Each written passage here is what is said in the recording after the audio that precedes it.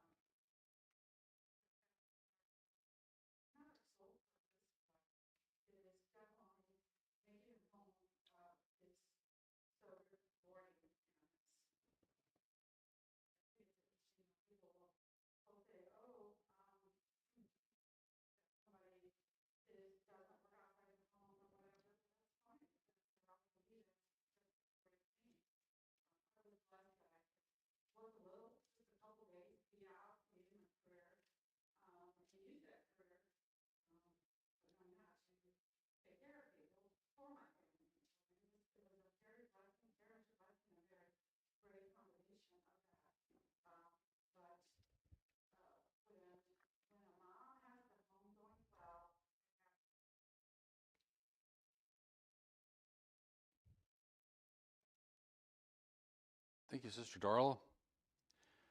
If you look at Proverbs 31 and 27, it says, she looketh well to the ways of her household, eateth not the bread of idleness. Her children arise up and also call her blessed. Her husband also and praiseth her. And that's the model that the Lord wants for us to have peace. And as Sister Darla said, everybody's chasing money, but they're really chasing peace. They're not going to find it the way that they're going after it. I feel so blessed to have Darla as my wife. And as we read through that, I thought of so many things that she's done in her life. And so it's been a great blessing. She also mentioned the honeycomb. And it's interesting, you think of the very newest technology, whatever, is a plane. And inside a plane, inside of the wing, it's a honeycomb structure. And it's a honeycomb structure because it's strong. And man didn't invent it. We just replicated it and put it inside of a wing. And the actual weight of the wing is very light. but the honeycomb structure is what gives its strength, and it's usually wrapped in composites to make it even lighter and stronger. But I just saw that stuff like a couple of weeks ago, so we still got it, still using it. As I kind of go through Proverbs, and you all have seen the same thing as kind of this area and that area and this area and that area, and kind of sometimes it focuses, like in the last bit, about the Proverbs wife, but then other times it kind of goes different topics. But look at our life. When we walk through a day in our life, do we have everything focused and down one track and everything structured and we only see one thing, or is our life kind of jumping all over the place? I mean, if you look at all the situations we face in a day, you could look at this and say, well, that describes 5, 6, 7 situations. You can have that plus more in a day easily, whatever you're doing. And so I don't know why it's organized the way that it is, but I know that this wisdom that we're reading about kind of got me when I was going back to it yesterday, is that this is from 2,725 years ago, was when Proverbs was starting to be written. And this wisdom that we've been reading, it's not going to perish next week. It's not going to be conventional wisdom, or whatever you want to call it, the whatever is true today. You hear people say that, or my truth, or whatever. That doesn't track. What this right here is what God gave us, and God's teaching us. If you want to live a peaceful life, pay attention to what this says, and not just look at it and not just read it, but actually do it. And I was out yesterday doing a bunch of different things, and I remembered something from this, and I did something differently than I would normally do it. And so I thought, wow, okay, that's awesome. So it was a blessing, because at the time it happened, I realized it. And I know God is talking to me every single day, trying to do better. I still fail. Unfortunately, I do. And still got a lot to work on. But studying Proverbs has truly been a blessing. Having all of you share has been such a great blessing. And it's encouraging. We're all in the same boat. We're all trying to figure it out. We're all trying to make it work. We're all trying to understand what God wants us to do. And there's certain parts in here that each of us have said really strengthen us. And that's why God put it here, is to make us stronger, make us more able to do what we need to do. So today the focus, quite a bit of the focus, is on chapter 27, and we'll get there. We may take a little bit of time to do it. Just one more thing on all kinds of stuff coming at us. When you're going to work on a car, Brother Homer, if you got a toolbox that only has a screwdriver in it, you may not be doing much work. You can do a few things, but you may not do everything. And one thing, after we got married, people started giving me tools. And I was like, why give me all these tools? Well, now I got a big, huge roll-around toolbox, and it seems like I still don't have some of the tools that I need some of the time because of different situations that you face. I kind of think of Proverbs as a whole bunch of tools for us, and all kinds of different situations come at us, and there's things inside of Proverbs that we're going to face even today that are relevant. And so if we remember it and we recall what the Lord says about it, then we can use it and say, okay, that's what he wants me to do. And there's a lot of tools in here. If you look at the whole Bible, it's full of it. And it's just really up to us to look at it, study it, learn how to use it, and try to practice with it. That's how you get good with a tool, is practice. And sometimes you hit your thumb with a hammer, and sometimes you pinch your fingers or whatever you do, and you learn as you go. but you get better. And I think that's what the Lord wants us to do, is to try, practice, and by doing it that way, we'll learn and we'll be able to be more effective. Okay, so let's go back to 24. Did anybody else have anything they want to share this morning that I missed? Okay. No, Sister Cheryl was getting ready, but we'll save her for next time. All right. Okay, who would like to read 24? 34 verses.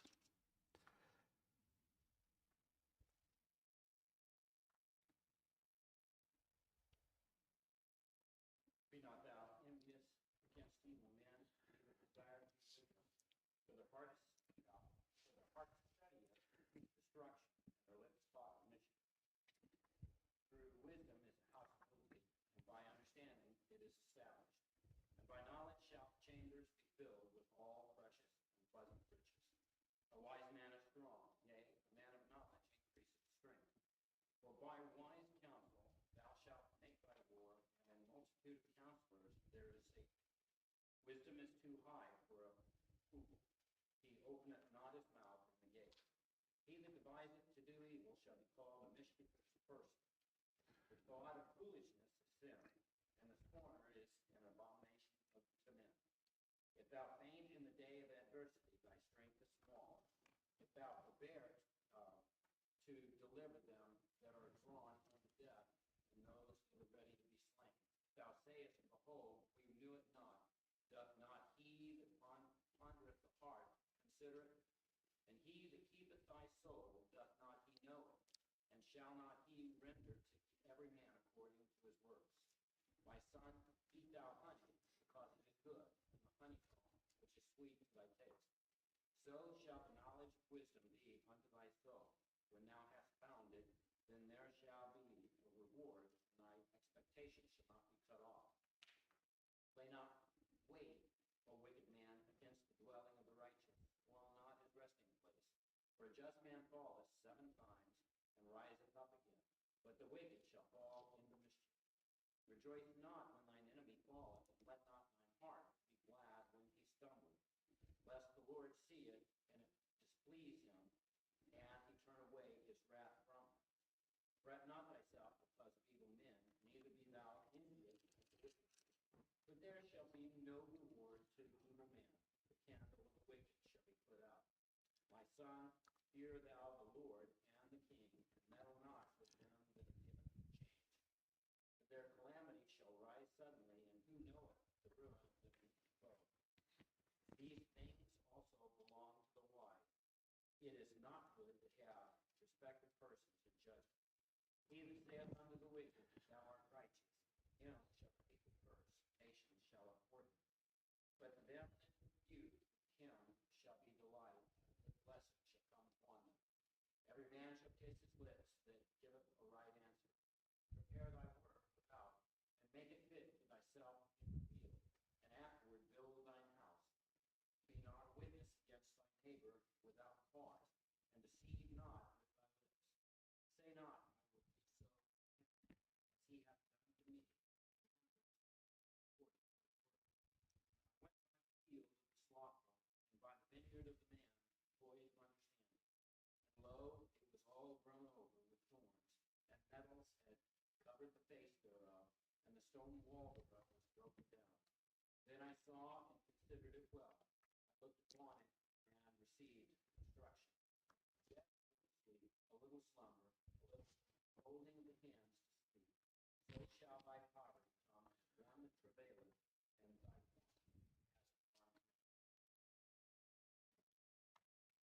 Thanks, Brother Mike. My watch says 8:45, so we got a long way to go for Sunday school class. So in chapter 24 here, be not thou envious against evil men, neither desire to be with them, for their heart studieth destruction, and their lips talk of mischief. It only takes a few minutes to figure that out. You see a group of people, whatever they're doing, you start talking to them, what they're talking about, whether it's talking about stealing something or cheating somebody or whatever they're going to do, it doesn't take long to figure it out. And so the obvious thing there is to stay away from that.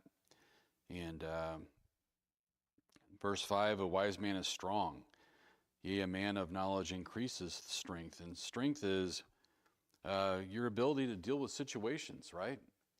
And it's not your own strength that you came up by yourself. It's your strength from understanding God's teachings and taking it into your mind, body, soul, and spirit and applying it. And that's what God wants us to do.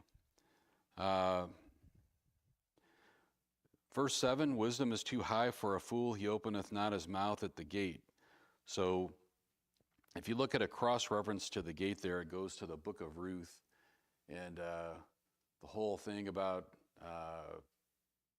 the discussion about what to do with her and how to take her as a husband, all that sort of stuff. And those kind of matters were solved at the gate.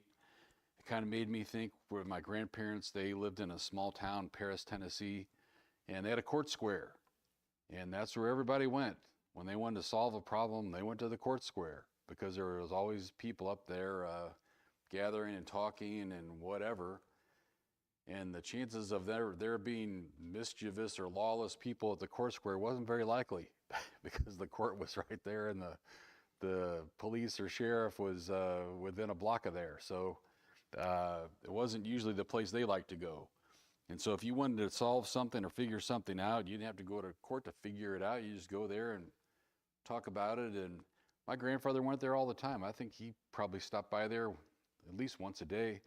And where he worked sometimes was like a couple of blocks away from there. So we don't have that same sort of thing now, it doesn't seem like, where people go to get a wise answer to a question.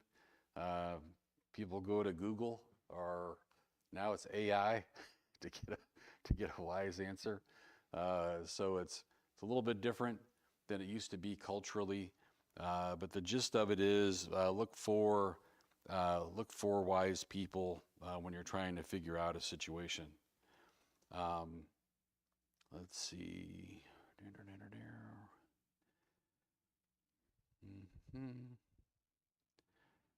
So verse 17, 24 and 17, rejoice not when thine enemy falleth, and let not thine heart be glad when he stumbleth, lest the Lord see it, and it displease him, and he turn away his wrath from him. And so the first situation that I thought of is look at sports and competitive things, right? It's always root for our team, root against the other team loses, we're happy, all that sort of thing. That's just all in recreation, or shouldn't be taking it overly seriously.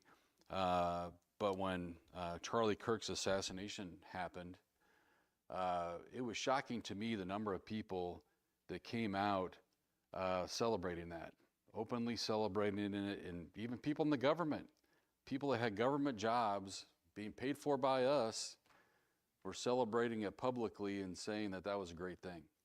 And a lot of those people were fired, and it still is a testimony, our testimony, that when our enemy fails, we shouldn't just be overjoyed and happy and all of that. We should think about their situation and think, how can we help lead them to the Lord? Which is the exact opposite thing most people would think about. And so I thought here, a situation we just had like a month or two ago was right here in Proverbs. Fret not thyself because of evil men, neither be thou envious at the wicked. And so we don't need to worry. We don't need to worry. Well, the crime rate's really high. Okay, yeah, it is. What can we do? Serve the Lord. Serve the Lord, pray to the Lord, ask for the Lord's help, ask for the Lord to help us do what he wants us to do, and not worry about it. I'm a big worrier. I don't worry all the time. I just worry a lot some of the time. So, and then usually somebody reminds me, lately my daughter, that we don't need to worry about stuff. Verse 24, 28, be not a witness against thy neighbor without cause, and deceive not with thy lips, and say not, I will do so to him as he has done to me. I will render to the man according to his work. If we all do what our neighbor or ungodly men are doing to us, then that's not a testimony. When we react differently, that's the testimony. When we do something different than expected, that's what gets people's attention. And the Lord knows that. We're going to see more about that in some verses that are coming up. So with that, let's switch over to chapter 25. Who would like to read 25?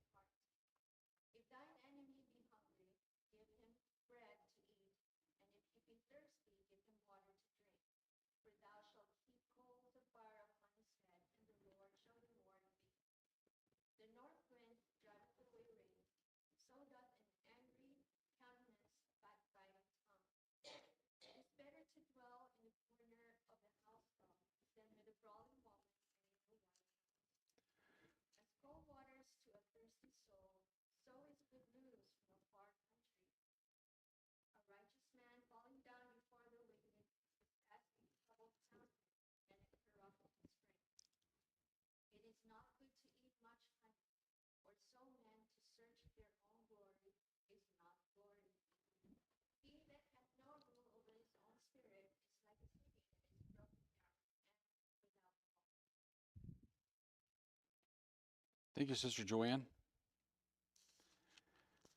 So that was chapter 25, and many of these things were not written at the same time. We're reading them at the same time because they're all here in one place, but it was actually over a very long period of time that they were written. It was from 950 to 700 BC. So over a 250-year period of time, the Proverbs were written. And Hezekiah the king could have been one of the most righteous kings there, was the one who was transcribing some of these things far long after Solomon was gone. So think about the wisdom of Solomon that God gave to him being so great that long after he was gone, his impact of sharing this was still there, and they're still transcribing it afterwards. And so these proverbs are talking about our relationships with others. And in verse 2, it is glory of God to conceal a thing, but the honor of kings is to search out a matter. So the Lord has knowledge of everything. That is so far beyond our ability to understand. When you think of the hardest problem you've ever confronted, and the Lord knows the answer to it, and it's nothing for him to know it and to understand it. I've been working with satellite people, and I don't know much about satellites, so I'm trying to learn. And there's a lot of math involved in satellites that I'm not going to understand. However, the basic stuff I'll probably be able to understand. And as complex as that is, it doesn't mean anything to the Lord. He was the one that set it up on how things work in the first place. And so as we get glimpses of the complexity of things, it all came from God in the first place. God reveals things to us. We don't see everything. We probably never will see everything. But he allows us to see many things, and it's for our benefit. The honor of kings is to search out a matter. So they're trying to find the truth. They're trying to find what's happening and what information is out there so they can make good decisions. And so whether it's building something, building a castle, making a decision. I think back on David when he's trying to make a decision between two women who were claiming that the baby was theirs. Having knowledge is what enables you to be wise, and that's what kings search after.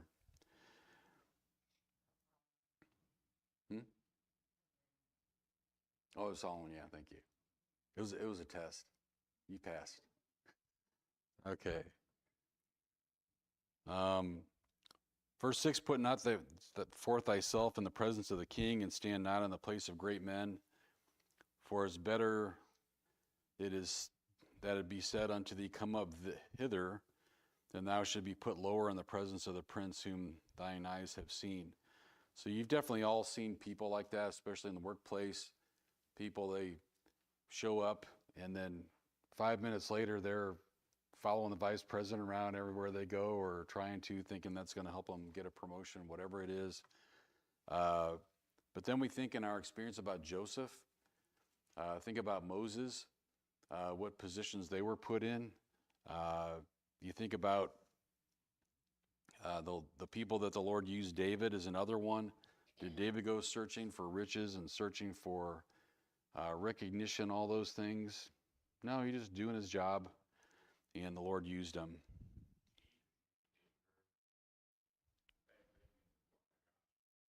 Mm-hmm.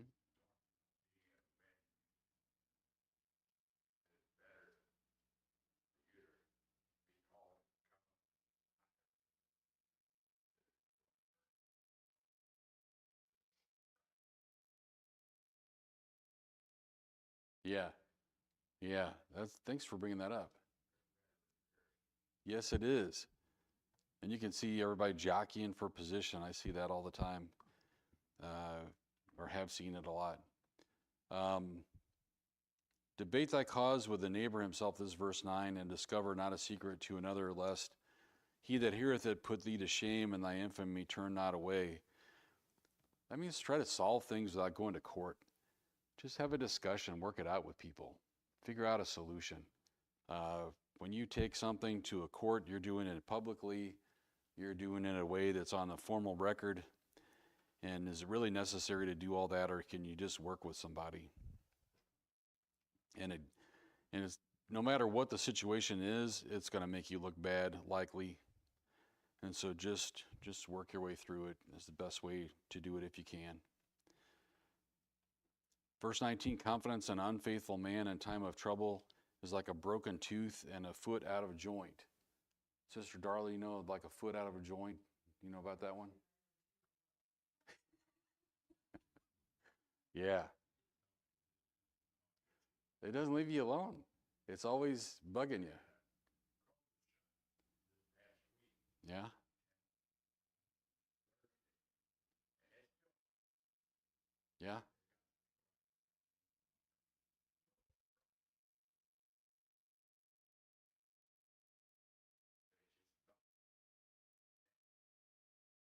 Yeah. I got a flu shot and it hurt for like a day. That usually doesn't happen. Yeah. So an unfaithful person, when you're looking for help, it can be like that, which is an annoyance for sure. And this, what I was talking about, verse 21, 22 earlier. If thine enemy be hungry, give him bread to eat. And if he be thirsty, give him water to drink. For thou shalt heap coals of fire upon his head, and the Lord shall reward thee.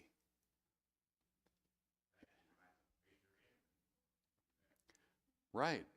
That's the moment where you really have an opportunity to witness to somebody. May not even be by talking to them about salvation, by your behavior. We show the Lord by how we act and by how we do what we do.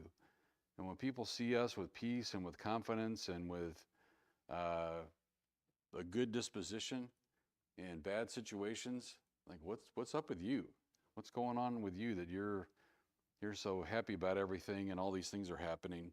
And then you can give your testimony to somebody and say, because I'm counting on the Lord, I'm not counting on myself. And you can share that with people. But if we react like everybody else reacts, it's really not going to help our testimony at all. Okay, now we're on chapter 26. If somebody would like to read that, and I did fix my watch, so it's 10:30. So you're not going to have to go, 35 to 40 minutes longer. Maybe next Sunday. What is it? Fall is fall back, so you get an extra hour of Sunday school class next Sunday.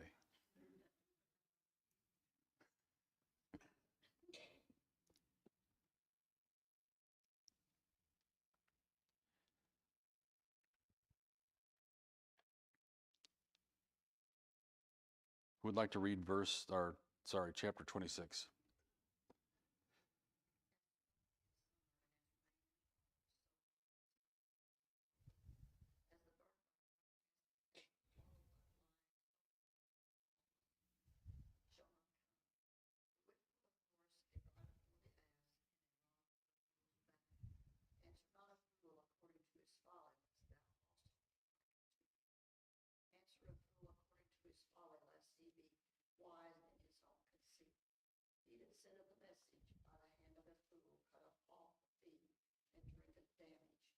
The legs of the lame are not equal, so is a parable in the mouth of fools. He that bindeth a stone in a sling, so is he that getteth fire into a tool. As a thorn goeth up into the hand of a drunkard, so is a parable in the mouth of fools. The great God that formed all things hath both rewardeth the fool and rewardeth transgressors. As a dog returneth to his vomit, so a fool returneth to his folly. Seest thou a man wise in his own conceit? There is more hope of a fool than of him. The slothful man saith, there is a lion in the way, a lion is in the streets. As the door turneth upon his hinges, so doth the slothful upon his bed. The slothful hideth his hand in his bosom. It grieveth him to bring it again to his mouth. The sluggard is wiser in his own conceit than 7 minutes that can render a reason. He that passes by meddleth with strife, belonging not to him, is like one that taketh a fall. But the man bad, who casteth in errors and death. So is the man that deceiveth his neighbor and saith, am not I in sport? Where no wood is there, where the fire goeth out, so where there is no talebearer, the strife ceases. As coals are to burning coals and wood to fire, so is a contentious man to kindle strife. The words of a talebearer are as wounds, and they go down into the innermost parts of the belly. Burning lips and a wicked heart are like a potspur, and covered with silver dross. He that hateth dissembleth with his lips, and layeth up deceit within him. When he speaketh fair, believe him not, for there are 7 abominations in his heart. Whoso hateth hatred is covered by deceit. His wickedness shall be showed before the whole congregation. Whoso diggeth a pit shall fall therein, and he that rolleth a stone, it will return upon him. A living tongue hateth those that are afflicted by it, flattering mouth for reproof. Thank you, Sister Doris. A lot of stuff in here. We're definitely not going to be able to cover everything as much as we want to. Verses 4 and 5, answereth not a fool according to his folly, lest thou also be like him. Answer a fool according to his folly, lest he be wise in his own conceit. It seems confusing, those two verses, but the explanation that I have says these verses are complementary rather than contradictory. Although it is unwise to argue with a fool at his level and to recognize his foolish suppositions, there are occasions when it is best to refute him soundly, lest his foolish opinions seem to be confirmed. And so sometimes you have to do something, sometimes you don't have to do something. It's really a judgment call. This one, verse 11, is kind of gross, a dog returning to his vomit, which they do. If you have dogs, don't know why they do it. They definitely do it. It's bad. And when the Lord thinks of that being the same as us returning to our sins, you know, we all have trouble with sins and we return to the same ones. It's like, what are you doing? You know, the Lord's like, you know better than doing this. Why are you doing this again? And so when you think of the Lord thinking us like this dog that doing this thing, that's pretty bad. So we should have better sense than to be like a dog doing that. Verse 16, the sluggard is wiser in his own conceit than 7 men that can render a reason. We all know people like that. People that can do something that doesn't make any sense. They're like, why are you doing something that doesn't make any sense? Oh, no, it's amazing. It's like, okay. You have to decide what you're going to do in those situations. Usually try not to do anything if you can help it. In verse 20, where no wood is, there the fire goes out. So where there is no talebearer, the strife ceaseth. And that's really talking about gossip and rumors and all those sorts of things. And when people start talking about things, all that stuff settles down, right? And you know, I kind of think of social media. It's like the same thing as drinking. Some people should just not do social media because it just fosters bad things. Anything you do in excess is bad, usually, other than worshiping the Lord, and you can't really do that in excess. But most of the other things we can do can get us in trouble if we do too much of it. Okay, let's go to 27. Didn't want to miss it. That's the focus of today anyway. And so, according to the Sunday school writer, so it's at the end. We're not going to miss it. Who would like to do chapter 27? Let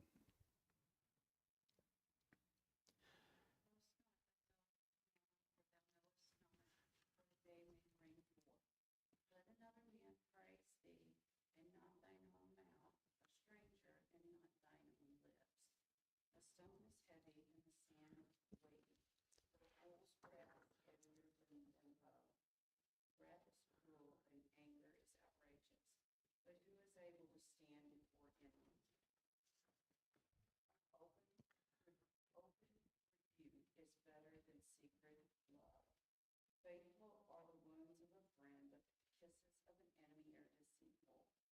The full soul loatheth the honeycomb, but to the hungry soul every bitter thing is sweet. As a bird that wandereth from her nest, so is a man that wandereth from his place. Ointment and perfume rejoice the heart, so doth the sweetness of man's friend by a hearty counsel. Thine own friend and thy father's friend forsake not, neither go into thy brother's house in the day of thy calamity. For better is a neighbor that is near than a brother far off.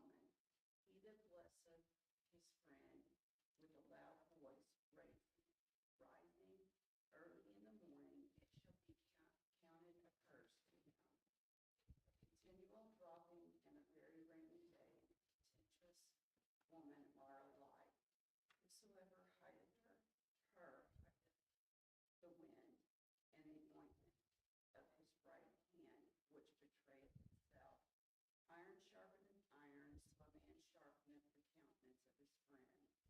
Whoso keepeth the fig tree shall eat the fruit thereof. So he that waiteth on his master shall be honored. In water, faith, as in water, face answereth to face. So the heart of man to man. Hell and destruction are never full, so the eyes of man are never satisfied. As the finding Yeah. finding in a furnace though thou shouldst pray a fool in a mortar among wheat with a pestle, yet will not the foolishness depart from him. Be thou diligent to know the state of thy flock and the wealth of thy herds. For the rich are not forever, and doth the crown endure to every generation. The hay appeareth, and the tender grass showeth itself, and herbs of the mountains are gathered.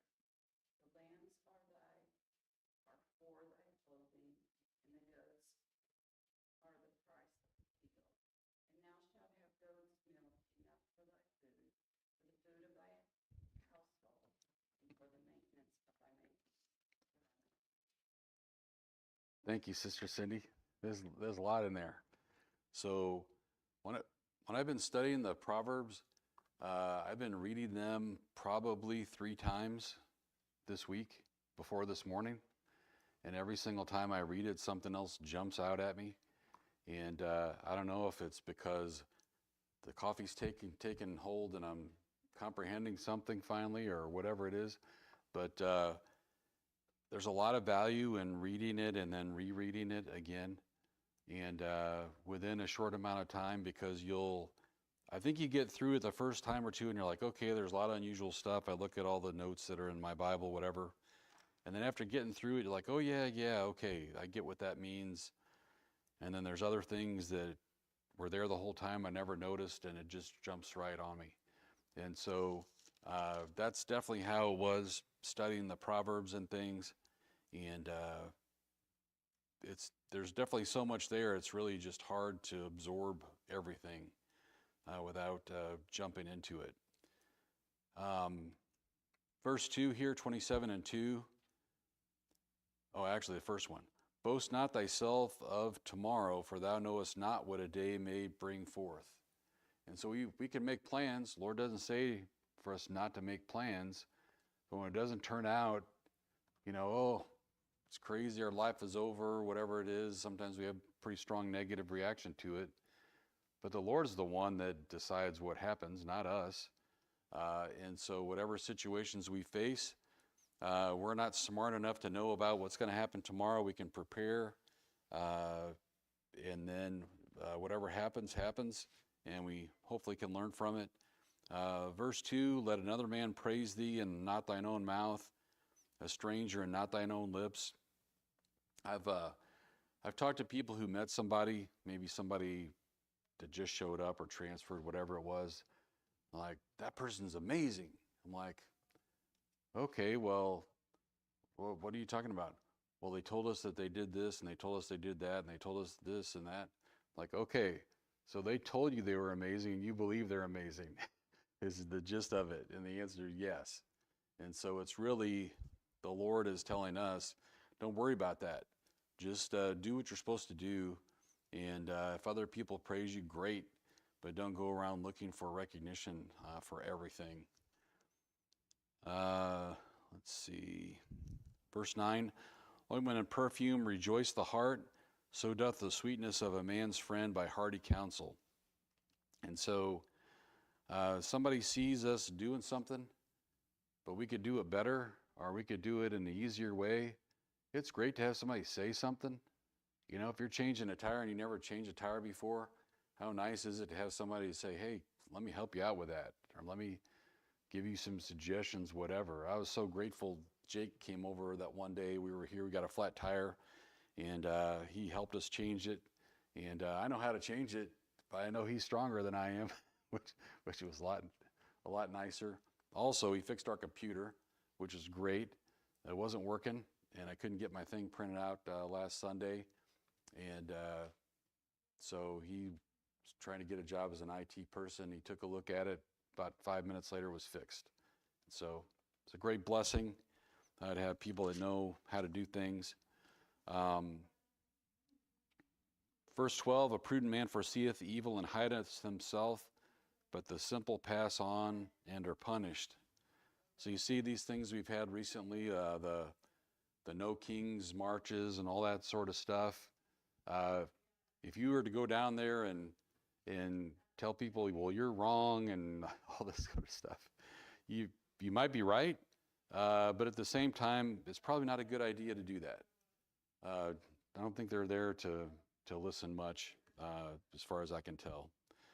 Verse 17, this is the focus verse for the lesson, iron sharpeneth iron. So a man sharpeneth the countenance of his friend.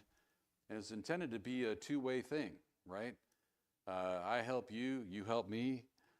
I help you become better, you help me become better. It's kind of a two-way conversation. It's a two-way thing. When somebody's trying to help you, sometimes it seems like criticism. Sometimes it can seem like complaining, something like that. But we should just try to be a good listener and realize, why is somebody telling us something? Are they telling us for our benefit, that we can try to improve what we're doing? Verse 23, be thou diligent to know the state of thy flocks, and look well to thy herds. So how many of you here have flocks and herds? Anybody? Probably nobody, right? And so it's really saying, take care of your business. If you boil it down, you've got things, whether it's your job or your home or your household or whatever it is that you're doing. It says be diligent. Know what's going on and do what you're supposed to do. Don't just say, oh, I don't know. My house is over there, something's going on with it, I'm not aware of it, whatever it is. My kids are out, whatever, holding up people, but I don't know too much about it. That's really not how the Lord wants us to be. So know what's going on. Verse 24, riches are not forever, and doth the crown endure to every generation. And so riches are temporary. And so what can we do to focus on something that's permanent? We can focus on serving the Lord. And if you think about that, I mentioned earlier that the Proverbs are over 2,000 years old. So what can I do today that's going to make a difference 2,000 years from now? I can witness to somebody. I can follow the Lord's will. I can help somebody to be saved. I can serve the Lord better and hopefully be a better example for somebody. That's something I could do that would last a really long time. Might help somebody to have eternal life with the Lord. What a great benefit that would be. So, okay, that's it for today.